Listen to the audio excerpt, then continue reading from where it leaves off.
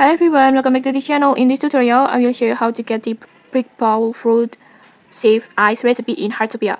So, Heartopia has a brand new event that called Modular Street, and during this event, you can collect several new special cooking recipes, and one of them is the brick bowl fruit safe recipe. And here's how to get it. First, just go to the NPC Chef Massimo at this area and then just talk to him and then just tap on cooking store and then in here just use this recipe brick bowl fruit safe ice, and this recipe only costs 10,000 coins, so I think it's super easy to get. And then next just simply tap on purchase, and after you buying it, this recipe will be added to your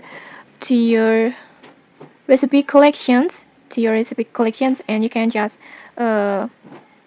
learn the recipe and start making the new dishes in your kitchen. So make sure to grab it before event ends. If you found this helpful, don't forget to like, comment and subscribe for more tutorials. Thanks for watching and see you.